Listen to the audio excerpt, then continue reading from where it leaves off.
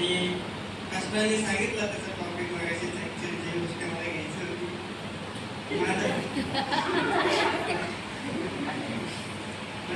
जो टॉपिक घ्यायचा होता तो म्हणजे भीती. त्याबद्दल मी आज काही गोष्टी बोलणार होतो. आणि नाही का याची सुरुवात कशी झाली, इथे मागेपासून झाली सगळ्यांना माहिती आहे. आणि ही गोष्ट लहानांपासून मोठ्यांमध्ये सर्वांमध्ये आढळते, बरोबर. आणि आपण बघूया की उत्पत्तीचं पुस्तक काढू आपण. उत्पत्ती 3रा अध्याय 1 वचन 1 ते 6 वचन.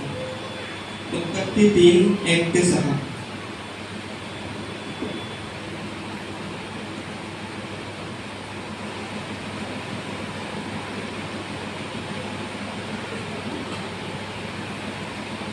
परमेश्वर देवाने केलेल्या सर्व वंचनात सर्व भाग धृत होता.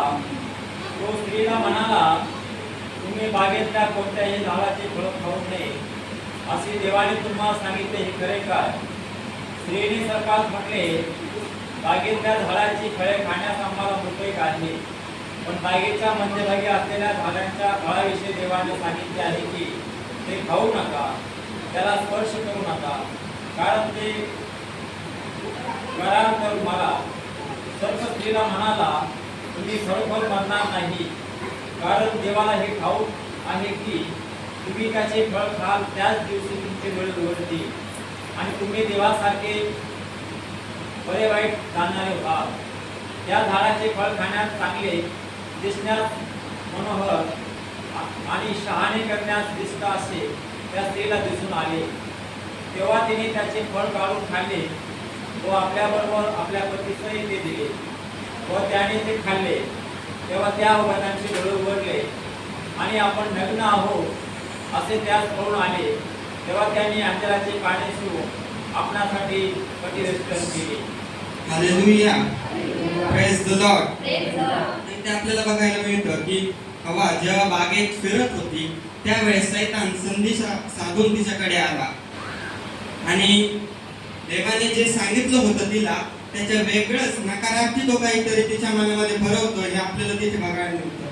बरेच वेळा आपल्या बरोबर पण असं होतं की देवाने जे सांगितलंय त्याच्या वेगळंच आपल्या मनामध्ये काहीतरी येतं, तर तो सैतान भरवतो. कारण त्याला काही करून आपल्या मनामध्ये भीती ही साधण्याचा प्रयत्न असतो, त्याचा भीती करून देण्याचा. आणि भीती कशी येते सांगू शकता म्हणे? भीती ज्यावेळेस मनुष्य हा भरोश्यावरती तडा आणतो त्यावेळेस भीतीचा जन्म होतो. आणि बरेच वेळा आपल्या सोबत पण असं होतं की जर आपल्या जीवनामध्ये भीती आहे तर आपण पहिल्यांदा पारखलं पाहिजे जाऊन की आपला भरोश्यावर तडा जातोय का. जर आपल्या भरोश्यावर तडा जात असेल तर आपल्या जीवनामध्ये भीती आहे, ही कन्फर्म गोष्ट आहे. आणि तडा कधी जातो? जेव्हा काय होतं की मनुष्य त्या भरोश्यावर शंका धरतो त्यावेळेस काय होतं भरोश्याला तडा जातो आणि नंतर भीतीचा जन्म होतो. आणि ज्यावेळेस आपला विश्वास हा परमेश्वरावर कायम असतो, ज्यावेळेस आपला विश्वास हा कायम स्वरूपी एकदम ठामपणे आपण देवावर ठेवतो त्यावेळेस भीती आपल्या जीवनात कार्य करू शकत नाही. आमेन. त्याच्यातलंच 21 वचन वाचलं 3ऱ्या अध्यायामधलंच.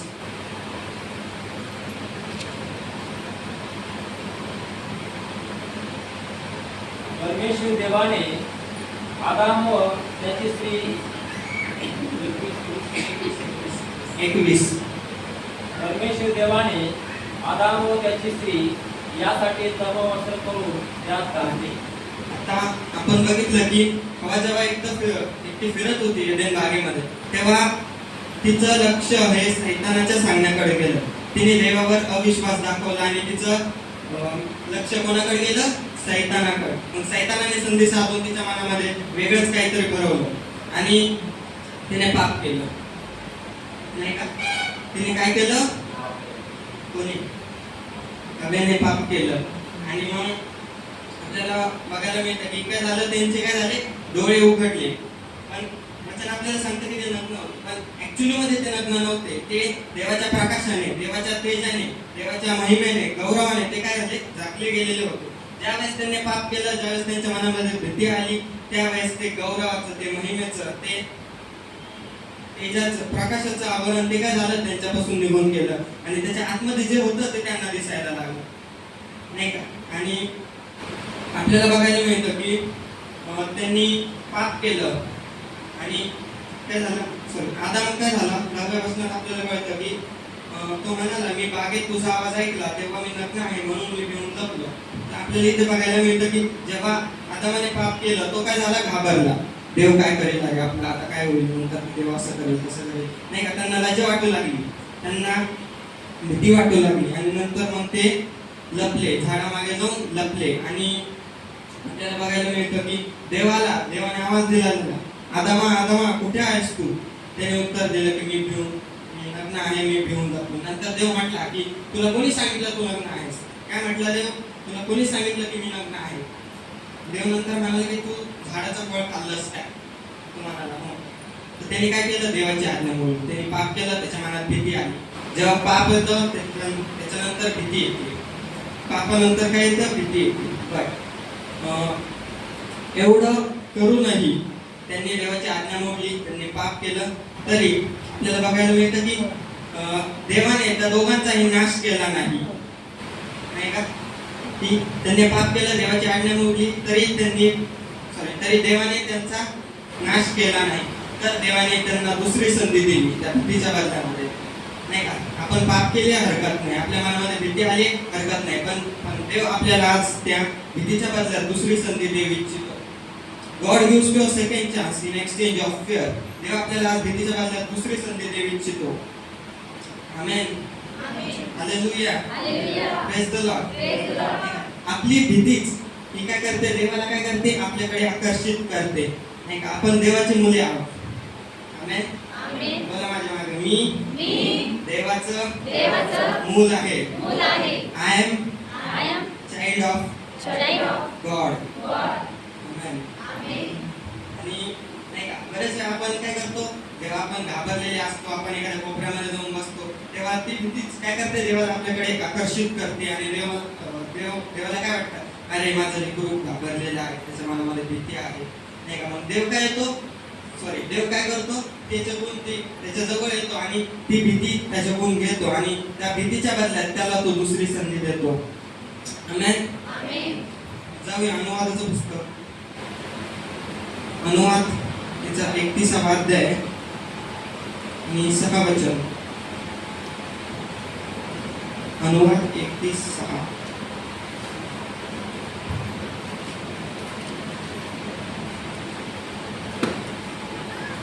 गंभीर हो, हिम्मत धर, त्यांना भिवू नको, त्यांना घाबरू नको, कारण तुझ्याबरोबर चालणारा तुझा देव परमेश्वर हा आहे. तो तुला सोडून जाणार नाही, तो तुला टाकणारही नाही. काय सांगितलंय? गंभीर हो, नको. काय सांगितलंय? आवाज थोडा एकदा तुमचा पण. गंभीर हो, हिम्मत धर. बोला माझ्या मागे, भिवू नको. काय कर, असं आपल्याला इथे बघायला मिळतं की आपल्या बरोबर चालणारा आपला देव परमेश्वर आहे. आणि आपल्याला इथे बघायला मिळतं की आपण जेव्हा घाबरलेले असतो तेव्हा तो देव काय करतो, भीती घेऊन तो आपल्यासोबत वैयक्तिकरित्या चालतो. इथं आपल्याला असं बघायला मिळतं की भीतीच्या बदल्यात तो आपल्या बरोबर वैयक्तिकरित्या चालतो. आमेन. हालेलुया. सिरियस दिसतंय खरं. चला मी एक जोक सांगतो. सगळ्यांचे चेहरे डाऊन दिसतात. ओके, चला एक जोक सांगतो. तुम्ही कधी बघितलंय का, म्हणजे मुलांचे भांडणं चालू असले तर काय करतात, तिसरा मुलगा नेहमी मध्ये जाऊन बाहेर, जाऊ दे मला ट्रॅफिक राहिला, असं होत असतं, जाऊ दे कारण असं असतं. तर तुम्ही कधी बघितलंय का, मुलींचे भांडणं चालू असताना कधीच तिसरी मुलगीमध्ये जात नाही. मुलांना भांडणं करायला आवडतात, मुलींना फक्त भांडणं बघायला आवडतात. आणि तुम्हाला सांगितले 2 मुलांचे भांडणं चालू असेल, तिसऱ्या नेहमी मध्ये, म्हणजे 2 बाईंचे भांडणं चालू असतील, तिसरी बाई कधीच मध्ये नाही जात. ते काय करतात, पॉपकॉर्न घेऊन बसतात, असं मार नाही का? आणि आणि चुकून सहज व्हायला लागले की लगेच पण जाऊन मी तुझ्या जागी असते ना असं केलं असतं ऐकून नसतं घेतलं. चूक होता.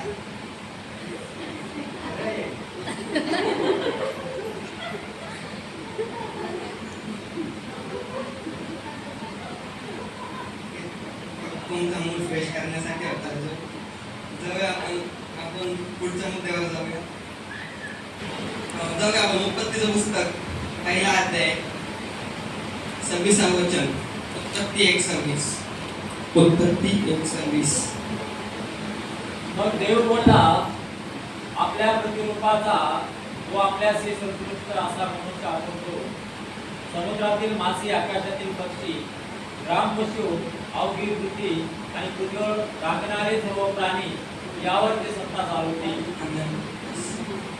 आपल्याला बघायला मिळतं की माझा नेक्स्ट टॉपिक आहे की तुम्ही ख्रिस्तामध्ये कोण आहात. बोला, मी ख्रिस्तामध्ये कोण आहे. सो आपण एक मिनिट घ्या. 26 वचन काढून त्याच्यात तुम्ही 1 मिनिट घेऊन ऑब्झर्व करा की तुम्हाला काय नवीन भेटतं त्यापासून.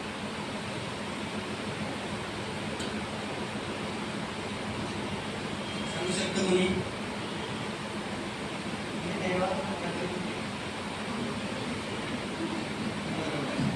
पण तुम्ही फक्त एकटे येशूच्याच प्रतिरूपाचे आहात का असं वाटतं का त्याच्यातून.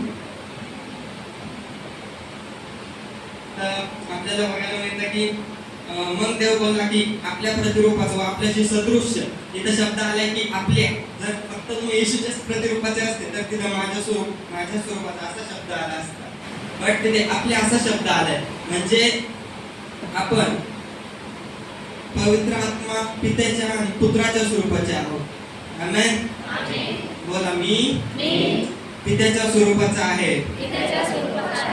मी पवित्र आत्म्याच्या स्वरूपाचा आहे आणि मी पुत्राच्या स्वरूपाचा आहे. सो पहिलं आपण बघितलं की मी ख्रिस्तामध्ये देवाच्या प्रतिरूपाचा आहे. देव काय काय करू शकतो. काय काय करू शकतो देव सांगू शकता. अंधाऱ्यांना दृष्टी देऊ शकतो, चमत्कार करू शकतो, नाही का, पाण्यावर चालू शकतो, पुरवठा करू शकतो, आणखी खूप कितीतरी गोष्टी देव करू शकतो. जर तुम्ही मॅथमध्ये वाचलं तर आपल्याला ते बघायला मिळेल की देव काय सांगतो की जी कृत्य मी केली माझ्यावर विश्वास ठेवणारेही तसे करी, पण काय करेल त्याच्यापेक्षा मोठे करी. सो आपण देवाच्या प्रतिरूपाचे आहोत, नाही का, आणि देवाने त्याच्या प्रतिमेत आपल्याला बनवलेलं आहे. सकाळी उठल्यावर आरशा समोर किती जण ऑलमोस्ट सगळेच जातात. अरे किती छान दिसतं. माझी गोष्ट सांगतो मी 5-5 मिनिटाला आरशा समोर जाऊन उभा नाही, खरंच आहे. 5-5 मिनिटाला मी आरशा समोर उभा विसरली का नाही का, छान काम करतो, पावडर वगैरे एनिवे तुम्ही करत असं. बट आपण कसे असतो, आपण कदाचित काही लोक म्हणतात मी गरीब आहे, मी शिकलेले नाही, मी अशा ठिकाणी काम करतो, अशा ठिकाणी काम करते, मी माझा स्वभाव आहे. बट देवाच्या प्रतिरूपाचे तुम्ही आहात. तुम्ही चर्चमध्ये येता, यू आर नॉट सिम्पल. तुम्ही चर्चमध्ये आलात, तुम्ही साधे नाही आहात, तर तुम्ही काय आहात, देवाच्या प्रतिरूपाचे आहात. रायचियसनेस ऑफ गॉड तुमच्यामध्ये आहे, देवाचं नीतिमत्व तुमच्यामध्ये आहे, देवाची पात्रता तुमच्यामध्ये आहे. आमेन. जाऊया आपण पुढचं वचन, यशायाचं पुस्तक. यशाया याचा 43वा अध्याय आणि 4थं वचन आपण वाचू. यशाया 43:4. तू माझ्या दृष्टीने अमोल आहेस, तू मोठ्या योग्यतेचा आहेस, व मी तुझ्यावर प्रेम करतो, म्हणून तुझ्याबद्दल, तुझ्या जीवाबद्दल मनुष्य राष्ट्र मी देईल. आता मला मी सिंपल आहे. हॅलो, सगळ्यांना समजतंय ना, सगळ्यांचं लक्ष आहे. आता मला मी सिंपल आहे. वचन काय सांगतं की आपण देवाच्या दृष्टीने अमोल आहोत. बघा सगळेजण, मी देवाच्या दृष्टीने अमोल आहे. मी मोठ्या योग्यतेचा आहे. नाही का? आणि आपल्या जीवाबद्दल कोण राष्ट्र देऊ शकतं? आपण नॉर्मल एकदम कोण राष्ट्र देऊ शकतं आपल्या जीवाबद्दल? कोणीच नाही. बट देव राष्ट्र देऊ शकतो आपल्या जीवाबद्दल. आणि आपल्याला याच्यातून बघायला मिळतं की ख्रिस्त येशूमध्ये आमचा स्वीकार करण्यात आला. की कोणती गोष्ट अमोल असते? कोणती गोष्ट अमोल असते? याचं उत्तर तुम्ही द्या आपल्याला. कोणती गोष्ट अमोल असते तिच्यावर आपण एकदम प्रेम करतो नाही का? एकदम ती जपून ठेवतो, थोडी पण धूळ लागू देत नाही तिला.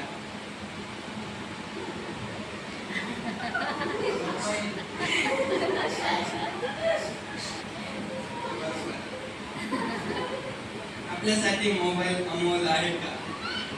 आहे ना, सगळ्यांसाठी 24 तास नुसता मोबाईल लागतो सर्व. मला पण लागतो. तुमचंच नाही मला. सो आपण कसे असतो? आपण आधी सांगितले आपण गरीब आहोत, शिकले नाही, आपण असं म्हणतो तसं म्हणतो. पण ख्रिस्तामध्ये आपला स्वीकार करण्यात आला आणि देवाच्या दृष्टीने मी अमोल आहे. आपण बघितलं की पहिलं बघितलं की भीतीमध्ये आपण बघितलं की God gives you a second chance in exchange of fear. देव आज आपल्याला भीतीच्या बदल्यात दुसरी संधी देऊ इच्छितो. आमेन. तिसरी गोष्ट आपण बघूया.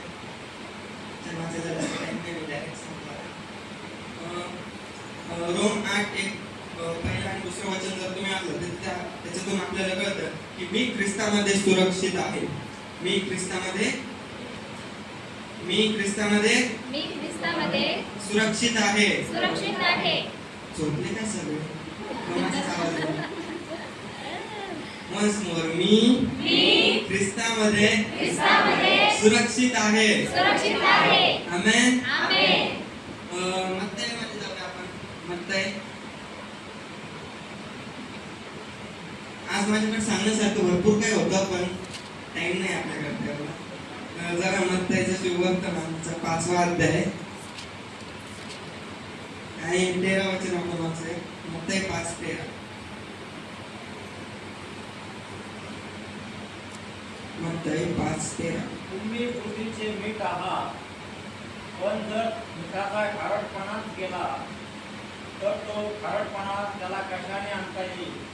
पुढे ते बाहेर फेकले जाऊन माणसाच्या पायाखाली फिरवले जाण्यापलीकडे त्याचा कसलाच उपयोग नाही. म्हणजे आपल्याला की तुम्हाला बिर्याणी करायची.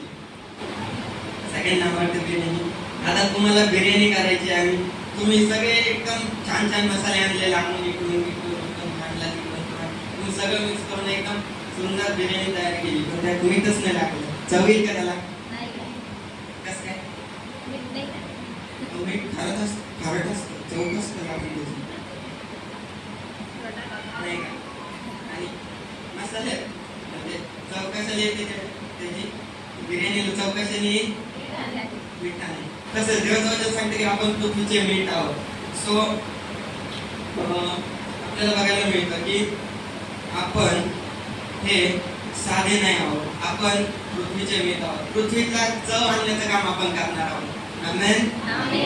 आणि तुम्हाला एक गोष्ट सांगतो की सर्व सॉरी माझ्या लक्षात नंतर सांगितलं. आपण पुढे वाचूया. योहानाचं शुभवर्तमान, योहान 17 अध्याय आणि 3 वचन. योहान 17:3.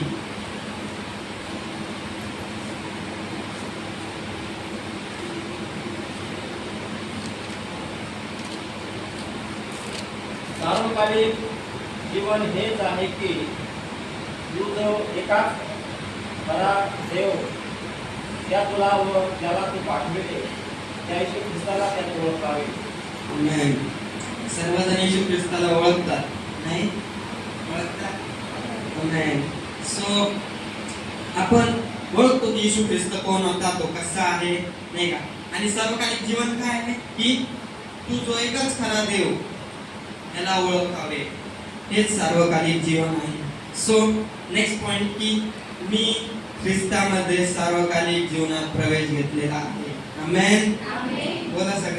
मी ख्रिस्तामध्ये सार्वकालिक जीवनात प्रवेश घेतलेला आहे. घेणार आहे का? घेतला आहे. आणि आपल्याला बघायला मिळतं की आपण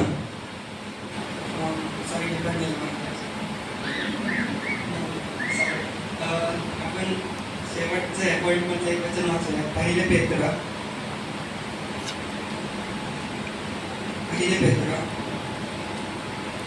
दुसरा अध्याय. पहिले पेत्र दुसरा अध्याय 9 वचन. 1 पेत्र 2:9. 1 पेत्र 2:9. पण तुम्ही तर निवडलेला वंश, राजकीय याजक घर, पवित्र राष्ट्र, देवाचे स्वतःचे लोक असे आहात, यासाठी की ज्याने तुम्हाला अंधकारातून काढून आपल्या अद्भुत प्रकाशात पाचारण केले, त्याचे गुण तुम्ही प्रसिद्ध करावे. तुम्ही सगळे माझ्या मागे. मी निवडलेला वंश आहे. मी राजकीय याजक आहे. मी पवित्र राष्ट्र आहे. मी आम्ही देवाचे लोक आहोत. कोण म्हणू शकतो मी सिंपल आहे. वचन काय काय सांगतो तुम्हाला, काय तुमच्याबद्दल लिहिलेलं आहे नाही का? आणि मला एक गोष्ट सांगायची होती तुम्हाला, बट हो ती गोष्ट अशी होती की एका जणाला असंच त्याला काही गोष्टी शिकवत होतो आणि त्याने मला प्रश्न विचारला की अरे एखाद्या व्यक्तीला समजा दुष्ट आत्मा लागलेला आहे, त्याच्यावर हात ठेवला तर तो दुष्ट आत्मा माझ्यात येईल, असं त्याने मला क्वेश्चन केला. सो मला 2 सेकंद मी थांबलो आणि लगेच माझ्या डोक्यात त्याचा आन्सर आला. ते माझ्या मनातून आलं का आय डोंट नो, बट ते आन्सर असं होतं की बरेच वेळा लोक म्हणतात की अरे त्याच्यावर असं दुष्ट आत्मा लागलेला व्यक्तीवर हात ठेवू नका, त्याच्यातून दुष्ट आत्मा माझ्यात. बट तो दुष्ट आत्मा एवढा पॉवरफुल आहे का तुमच्यातला पवित्र आत्म्याला पळून लागेल तो? नाही ना. तर दुष्ट आत्मा पॉवरफुल आहे जास्त त्या पवित्र आत्म्यापेक्षा. झोपले का सगळे? म्हणून सगळ्यांचे चेहरे उतरलेले दिसतात आहे, थोडे हसा. सो नाही का, आपल्याला पवित्र आत्मा हा इतका पॉवरफुल आहे की त्याला कोणताही जादूटोणा, कोणताही दुष्ट आत्मा हा पळून जाऊ शकत नाही. कारण जगातल्यापेक्षा श्रेष्ठ, जगातल्यापेक्षा मोठा हा कोणाचा आहे? हा आपल्याला. शेवटचा पॉईंट देतो, टाइम संपत आहे. मार्गाचा शुभवर्तमान 6 अध्याय आणि 7 वचन. मार्क 6:7.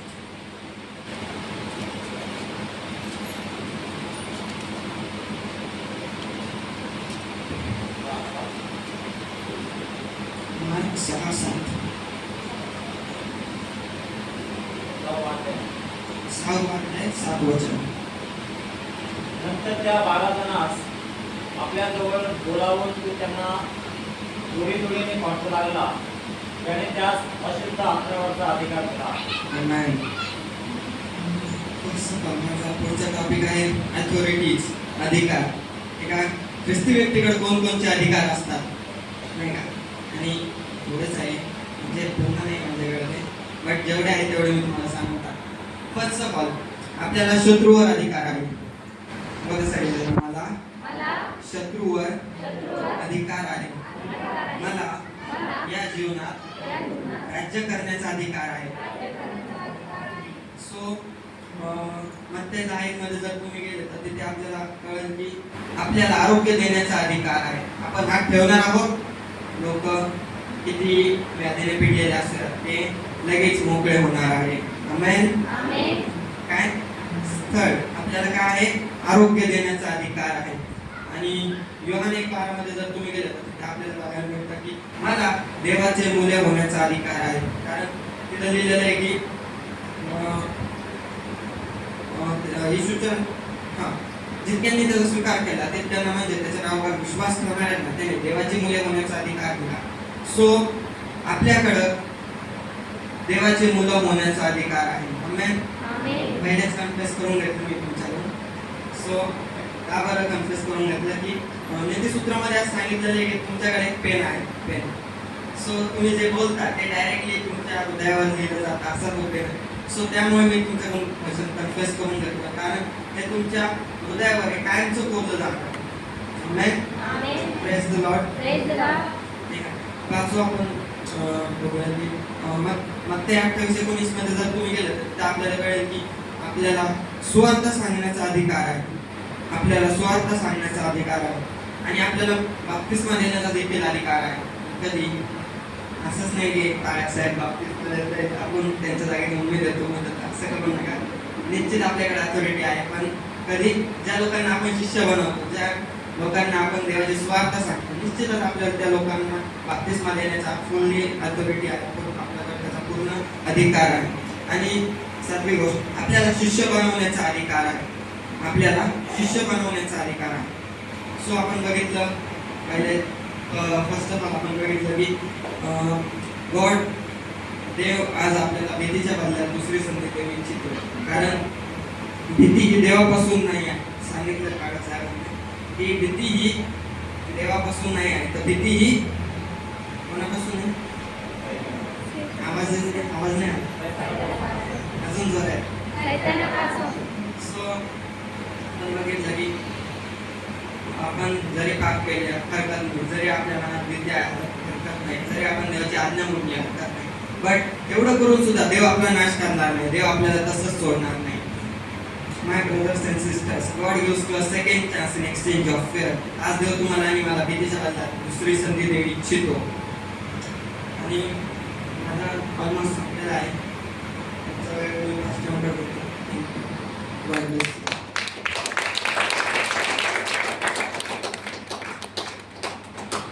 जोरदार टाळ्या वाजवा. सर्व